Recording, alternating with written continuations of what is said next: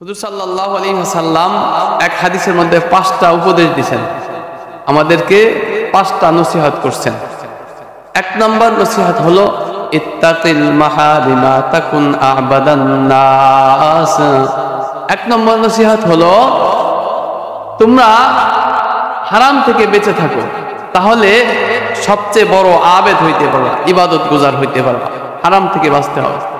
2 নম্বর হলো ওয়া আরদা বিমা কাসামাল্লাহু লাকা তাকুন আগনান নাস।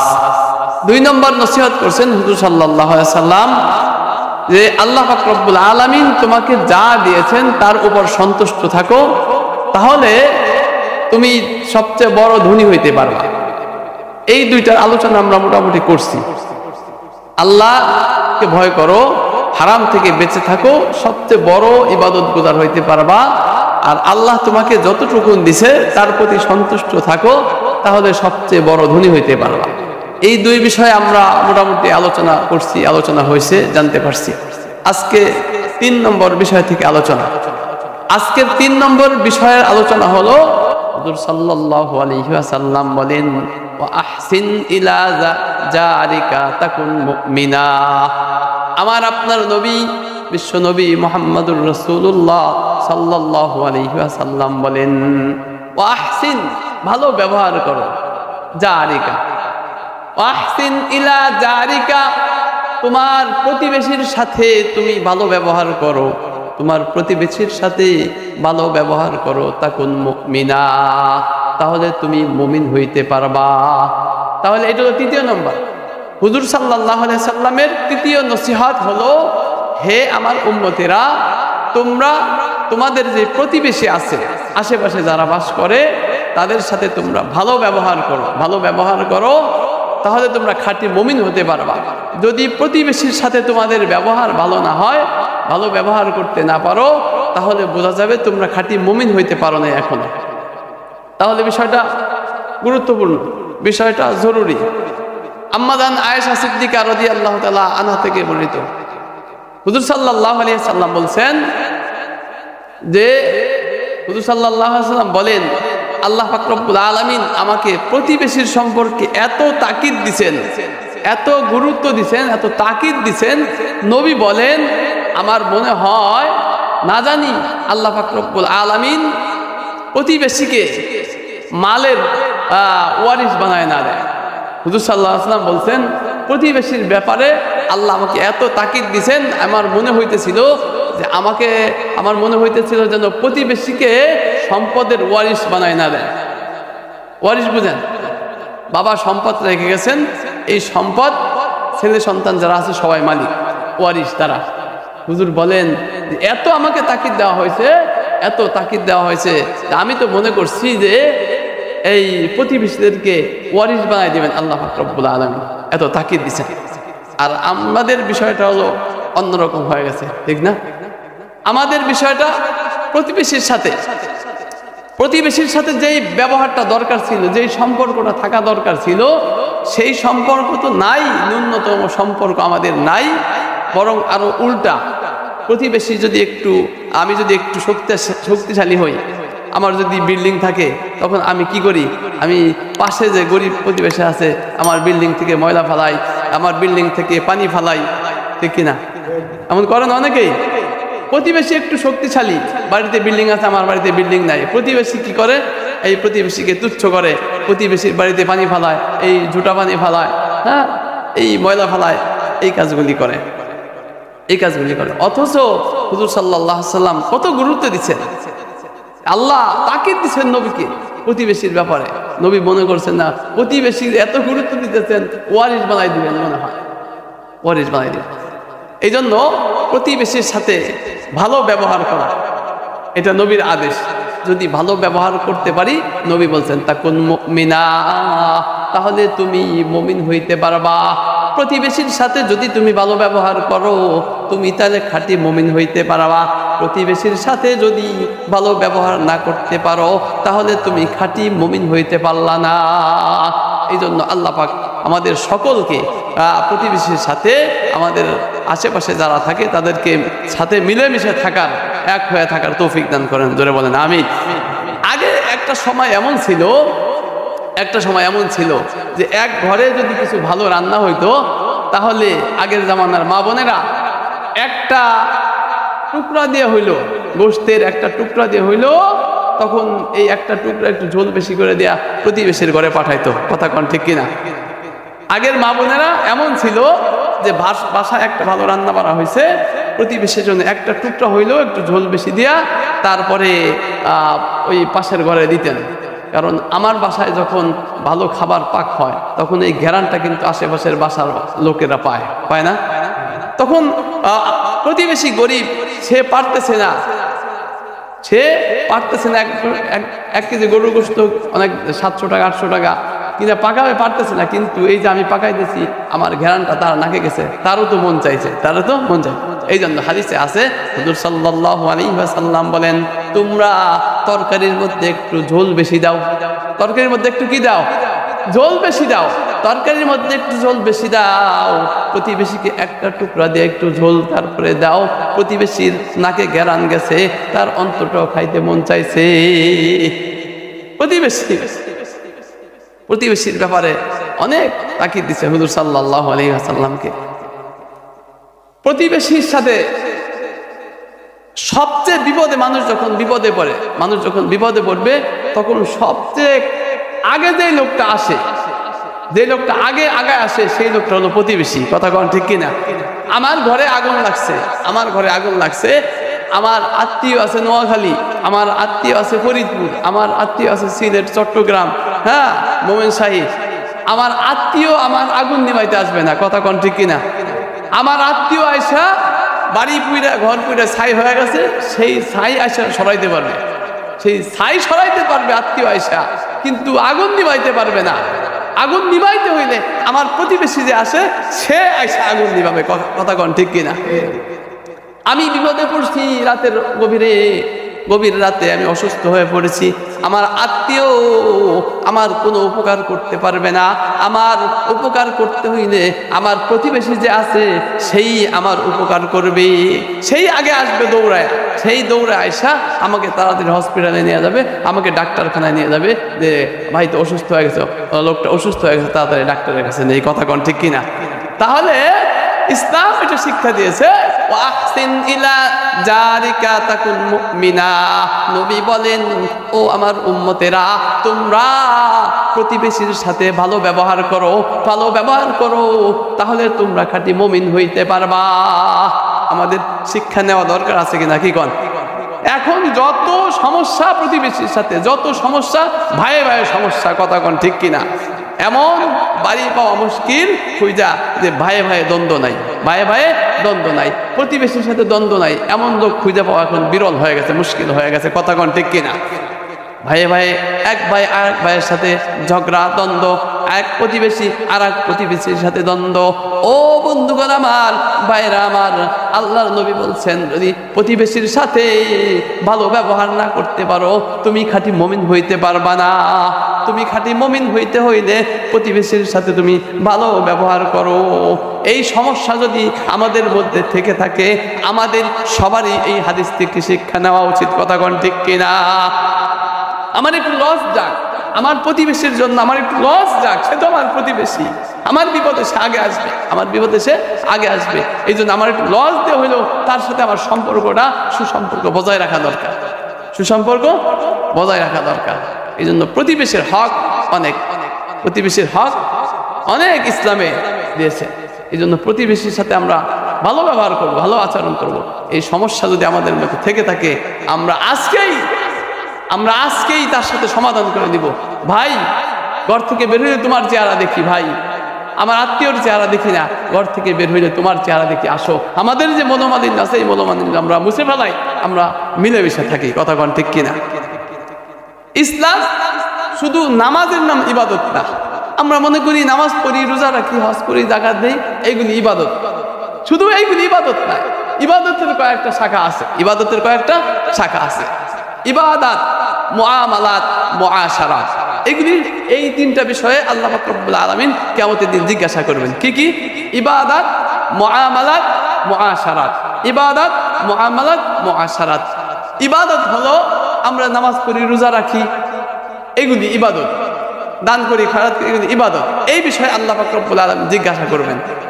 আর মুআমালাত, এই বিষয়ে আল্লাহ পাক রব্বুল আলামিন কিয়ামতের ময়দানে জিজ্ঞাসা করবেন। মুআমালাত মানে মানুষের আচার আচরণ, মানুষের সাথে কি আচার আচরণ, মানুষের সাথে ব্যবহার, কিয়ামতের ময়দানে এটাও আল্লাহ পাক রব্বুল আলামিন জিজ্ঞাসা করবেন। এটাও একটা জিজ্ঞাসার বিষয়। আর হলো মুআশারাত, মানুষের সাথে লেনদেন, মানুষের সাথে লেনদেন, এটাও কিয়ামতের ময়দানে আল্লাহ পাক রব্বুল আলামিন জিজ্ঞাসা করবেন, তোমার লেনদেন কি ভালো ছিল কিনা, তুমি মানুষকে ধোঁকা দিছো কিনা, আগামী শুক্রবারে টাকাটা দিব, এই শুক্রবার 3 মাস পার করে দিছো, জিজ্ঞাসা হবে না এগুলি? এইগুলিও জিজ্ঞাসা হবে। আমি 5 ওয়াক্ত নামাজ পড়লাম, নামাজ পড়তে পড়তে 5 ওয়াক্ত পড়ি, তাহাজ্জুদ পড়ি, আওয়াবান পড়ি, চাষ ইশরাক সব পড়ি, রোজা রাখি, কিন্তু আমার মুআমালাত ভালো না, মানুষের সাথে লেনদেন ভালো না, মানুষের সাথে আচার আচরণ ভালো না, তাহলে কিন্তু কিয়ামতের ময়দানে আমি আমার নামাজ দিয়ে, আমি আমার রোজা দিয়ে, আমি আমার দান দিয়ে, আমি আমার এই ইবাদত দিয়ে জান্নাতে পৌঁছতে পারবো না। কথা কোন ঠিক কিনা? আরো ক্লিয়ার করার জন্য বলি, একটা ছেলে মনে করেন এসএসসি পরীক্ষা দিছে, এসএসসি পরীক্ষা দিছে 10টা সাবজেক্ট, কয়টা? কথা বলেন, কয়টা সাবজেক্ট? 10টা সাবজেক্ট পরীক্ষা দিছে। এখন 9টা সাবজেক্টের মধ্যে সে গোল্ডেন এ প্লাস পাইছে, 9টা সাবজেক্টে গোল্ডেন এ প্লাস পাইছে, একটা সাবজেক্টে ফেল করছে, ধরেন বাংলায় ফেল করছে, বাংলায় 33 পায় নাই, 25 পাইছে। তাহলে আমাদের গভর্নমেন্ট, আমাদের দেশ, আমাদের সরকার তাকে কি পাস দিবে না ফেল দিবে? বলেন দেখি, কথা বলেন। সে পাস না ফেল? ফেল, স্পষ্ট কথা। সে 9 বিষয়ে গোল্ডেন এ প্লাস পাইছে, কিন্তু বাংলাদেশে পাস করে না, সে 25 নাম্বার পাইছে, 33 উঠাইতে পারে নাই, তাহলে সে পাস করে নাই, সে ফেল করছে। কথা কোন ঠিক কিনা?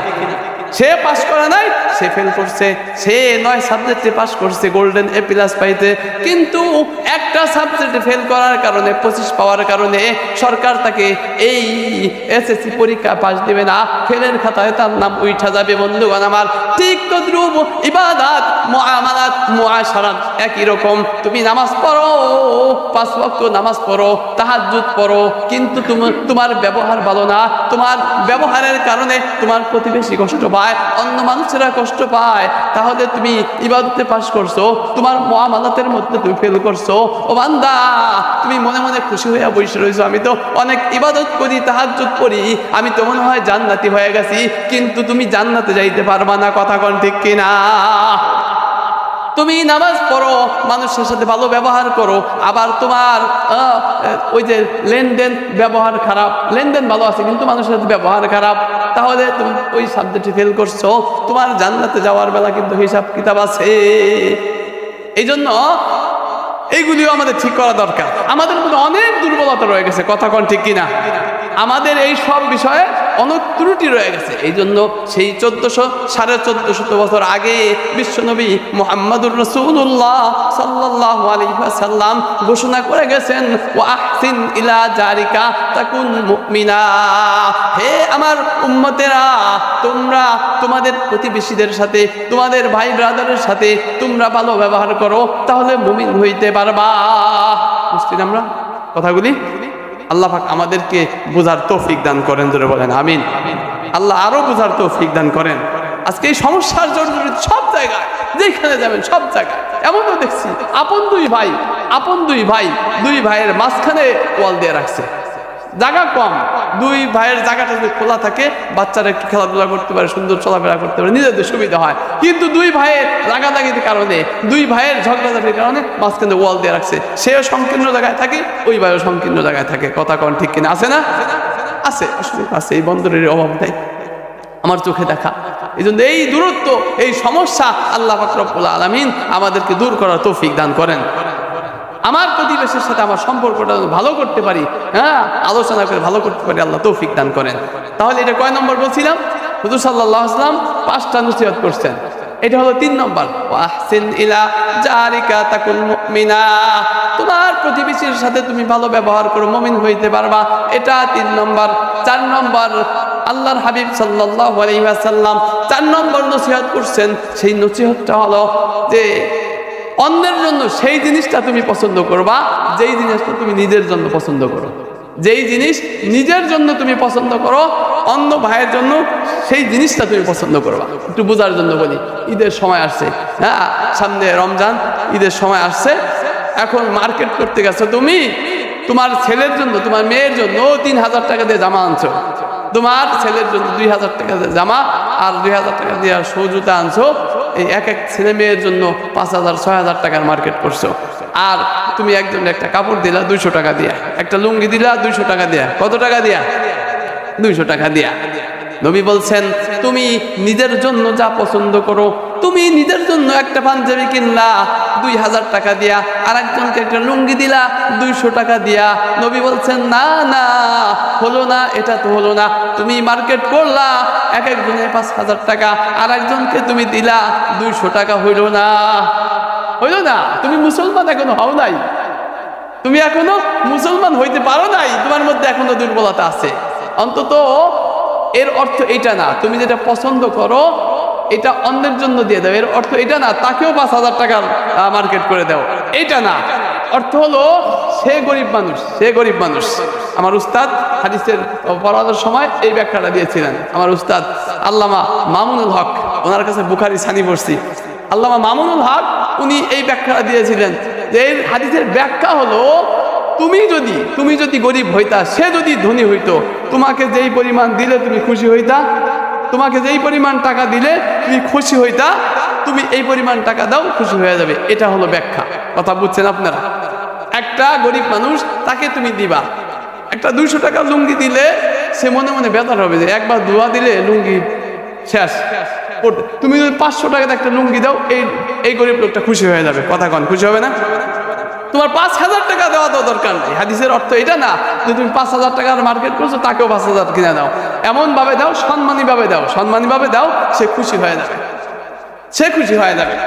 এই জন্য হাদিসের মধ্যে আসছে তুমি নিজের জন্য যেটা পছন্দ করো, অপর ভাইয়ের জন্য সেই জিনিসটা পছন্দ করো।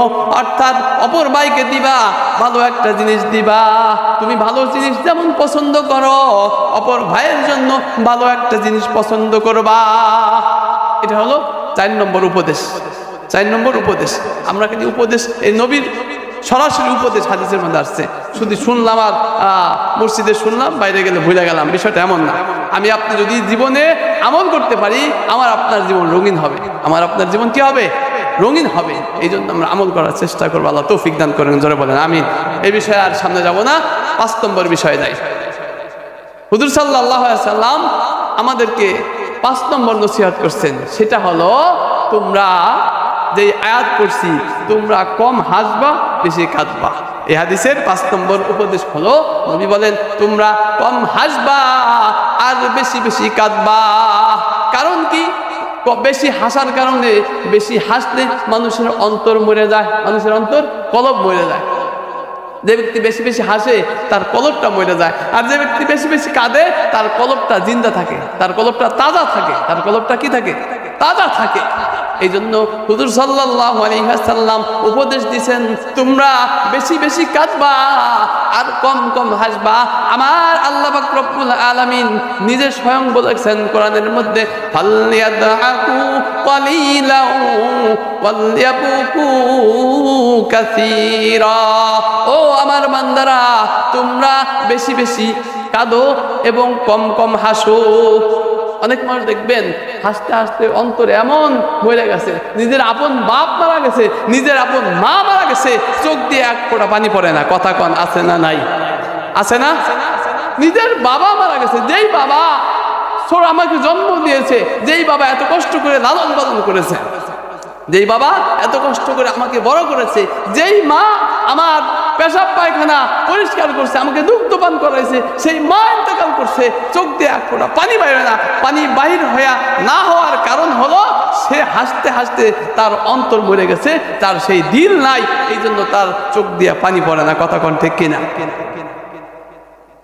এই জন্য বেশি বেশি কাঁদতে হবে। কোথায় কাঁদতে হবে? রাস্তাঘাটে? আল্লাহর কাছে কাঁদতে হবে।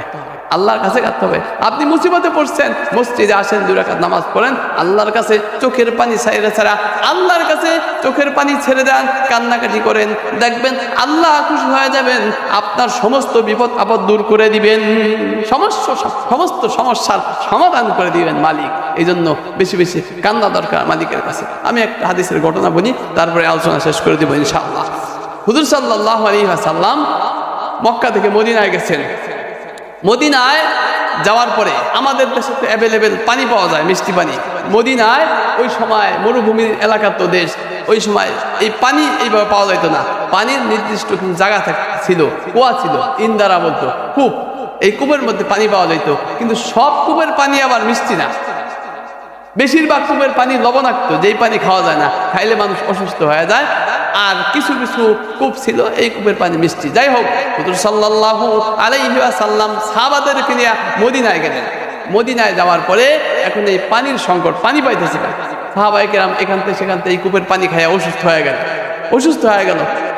সাহাবায়ে কেরাম রাসূলের কাছে আইসেন, ইয়া রাসূলুল্লাহ, ইয়া হাবিবাল্লাহ, আমরা তো এই লবণাক্ত পানি খেয়ে অসুস্থ হয়ে যাইতেছি, হুজুর আমাদের পানির ব্যবস্থা করে দেন, আমাদের খাবারের ভালো পানির ব্যবস্থা করে দেন। হুজুর সাল্লাল্লাহু আলাইহি ওয়াসাল্লাম চিন্তায় পড়ে গেলেন, কি করা যায়। তো এক ইহুদির একটা কূপ ছিল, মিষ্টি পানির কূপ। ইহুদিরা মুসলমানদের চিরশত্রু। কেন শত্রু? ইহুদিদের ধারণা ছিল, তাদের ধারণা ছিল শেষ নবী ইহুদিদের মধ্যে আসবে। যত নবী আসছে বেশিরভাগ নবী ইহুদিদের বংশের মধ্যে আসছে, কিন্তু সর্বশ্রেষ্ঠ নবী, সেরা নবী আস্তে আস্তে আস্তে আস্তে আমাদের মুসলমানদের মধ্যে আসছে। ধরে গণ সুবহানাল্লাহ। এই জন্য তাদের মনে মুসলমানদের প্রতি বিদ্বেষ আর ক্ষোভ, তাদের মধ্যে মুসলমানদের প্রতি বিদ্বেষ আর ক্ষোভ। এখন এই ক্ষোভের কারণে সেই পানি মুসলমানদেরকে দেয় না। সাহাবায়ে কেরাম হুজুর সাল্লাল্লাহু আলাইহি ওয়াসাল্লামের কাছে আবদার করলেন, ইয়া রাসূলুল্লাহ, ইয়া হাবিবাল্লাহ, আমাদের পানির ব্যবস্থা করেন। তো হুজুর সাল্লাল্লাহু আলাইহি ওয়াসাল্লাম বললেন, ঠিক আছে, যাও, ওই যে ইহুদির কূপ আছে, ওই কূপটা আমরা কিনে ফেলবো। কে আসো, এই কূপটা কিনে দিবা, মুসলমানদের সাহাবাদের পানি খাওয়ার জন্য এই কূপটাকে কিনে দিতে পারবা, যাও চেষ্টা করো।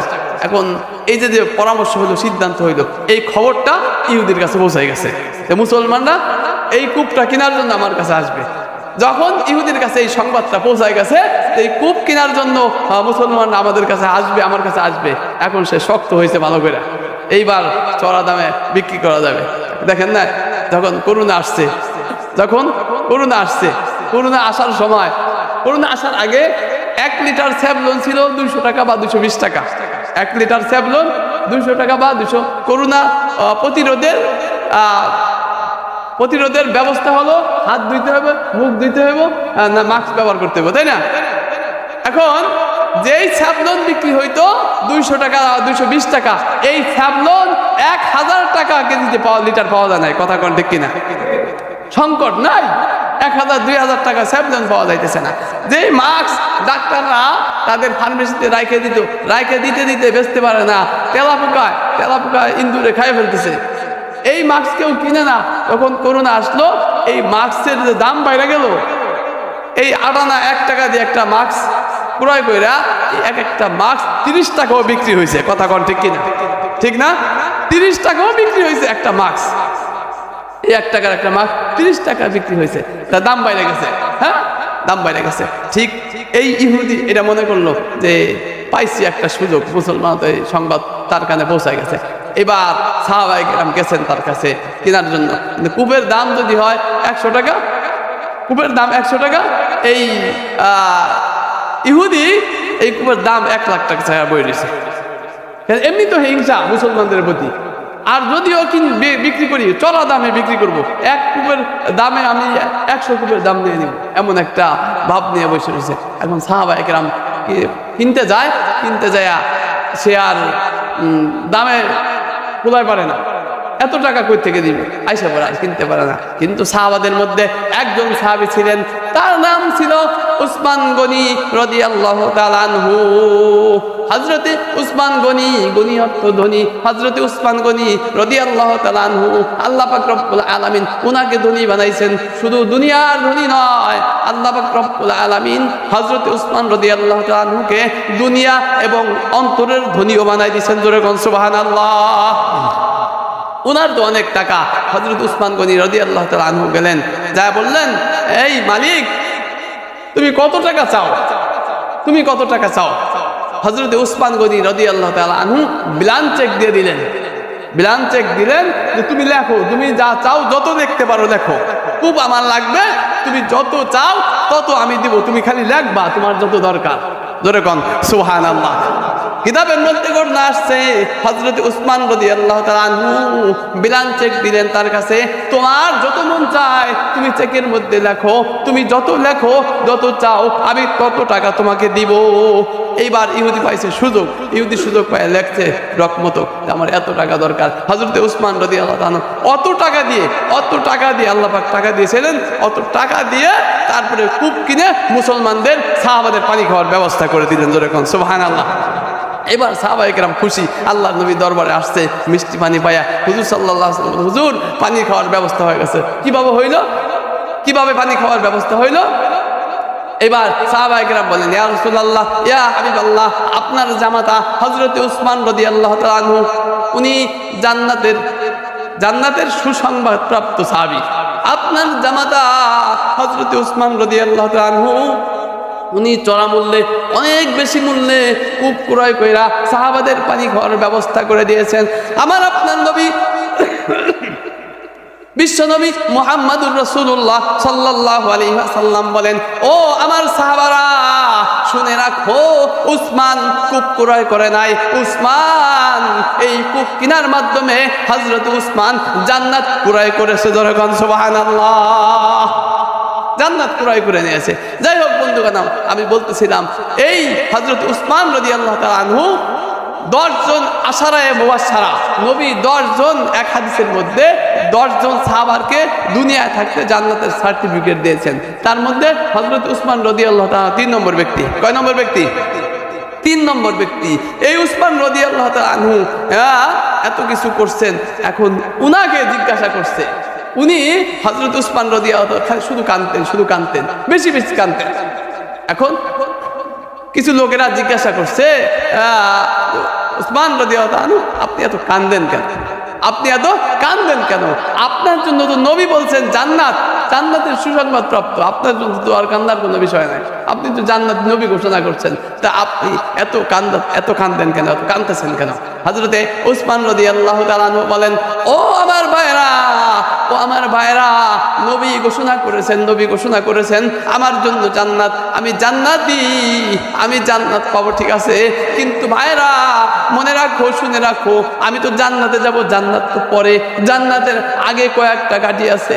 আমাকে যখন কবরের মধ্যে একা রাইখা আসবে, আমি উসমান যখন কবরে লাশ শুয়ে থাকবো, সবাই আমাকে কবরে রাইখা সবাই চলে আসবে। কবরের মাটি, কবরে আমার সাথে কি ব্যবহার করা হবে আমি উসমান জানি না, আমাকে সেই গ্যারান্টি নবী দেন নাই। নবী আমার কবরের কি অবস্থা হবে, নবী তো আমাকে সেই কথা বলেন নাই, কবরের কথা নবী বলেন নাই। আমি কবরের ভয়ে কান্দি। হযরত আবু বকর সিদ্দিক রাদিয়াল্লাহু তাআলা আনহু উনিও কবরের ভয়ে অনেক কাঁদছেন। তাহলে উনারা জান্নাতের সার্টিফিকেট প্রাপ্ত সাহাবী, আশারায়ে মুবাশশারার সদস্য হওয়া সত্ত্বেও উনারা কবরের ভয়ে কাঁদতেন। আর আমরা কোন সার্টিফিকেট পাইলাম? কোন জান্নাতের সার্টিফিকেট পাইলাম যে আমাদের চোখ থেকে পানি বের হয় না, আমাদের কান্না আসে না? কথা কোন ঠিক কিনা? কান্না আমরা ভুলে গেছি, আমরা শুধু হাসতে শিখেছি, আমরা কান্না শিখি নাই, কান্না আমাদের থেকে দূর হয়ে গেছে। কথা কোন ঠিক কিনা? এই জন্য আল্লাহ পাক রব্বুল আলামিন বলেন, ফালইয়াদহাকু কলিলা ওয়ালইয়াবকু কাসীরা। আল্লাহ পাক রব্বুল আলামিন ঘোষণা করেন, হে আমার বান্দারা, তোমরা বেশি বেশি কান্নাকাটি করো, কম হাসো আর বেশি বেশি কান্নাকাটি করো। নবী বলেন 5 নম্বর নসিহত হলো, হে আমার উম্মতেরা, তোমরা বেশি কান্নাকাটি করো এবং হাসবা কম। আল্লাহ পাক আমাদের সকলকে আমল করার তৌফিক দান করেন। আমরা যেই রং তামাশা শুরু করছি, দুনিয়ার পিছনে এমনভাবে লাগে গেছি, এমনভাবে দুনিয়ার পিছনে লাগে গেছি, কান্না তো পরের কথা, কিন্তু আল্লাহকে এমনভাবে বলছি যে আল্লাহ একটু 5 ওয়াক্ত নামাজ পড়বো, 5 ওয়াক্ত নামাজ পড়বো, সেই নামাজ পড়ার সময় আমাদের নাই। কথা কর ঠিক কিনা? সেই সময় আমাদের নাই। দুনিয়ায় কতদিন আছি? দুনিয়ার ক্ষমতা কতদিন থাকবে? ক্ষমতা চিরস্থায়ী না। বুঝার জন্য বলি, কত ক্ষমতাশীলরা দুনিয়া থাকছে, ঠিক না? ফেরাউন, হামান, নমরুদ, সাদ্দাত, কত ক্ষমতাধর মানুষ দুনিয়ায় ক্ষমতা প্রদর্শন করছে। কোথায় তার ক্ষমতা? আমাদের দেশে কেউ মাইন্ড করবেন না, আমি রাজনৈতিকভাবে বলতেছি না, আমাদের দেশে দীর্ঘ 15 বছর কত ক্ষমতা দেখাইছে। দেখাইছে। আজকে দেখেন কি অবস্থা, দেশে জায়গা নাই, বিদেশে পলাতক। এমনকি দুদিন ধরে আমরা দেখতেছি ইন্টারনেটের মাধ্যমে, ফুসফাস করার কারণে, বাহির থেকে ইন্ডিয়া থেকে একটু ফুসফাস করার কারণে বাংলাদেশে যাদের বাড়িঘর ছিল, যাতে ফুসফাস আর না দিতে পারে, তাও পর্যন্ত বাইরে ঘুরাই দেওয়া হয়েছে। কথা কন ঠিক কিনা? কোন তামাশায় আছি আমরা? কোন রঙের মধ্যে আমরা মজে আছি? কোন রঙের মধ্যে আমরা ডুবে আছি? এই জন্য বন্ধুগণ আমার, এটা আমাদের স্থায়ী ঠিকানা নয়। আমাদের স্থায়ী ঠিকানা হলো কবর। এই জন্য নবীর কথা, আল্লাহর কথা, অন্তরটা নরম করেন, চোখ দিয়ে পানি আনার চেষ্টা করেন, একটু কান্নার চেষ্টা করেন। আল্লাহ পাক রব্বুল আলামিন আমাদেরকে সকলকে বোঝার, আমল করার তৌফিক দান করেন।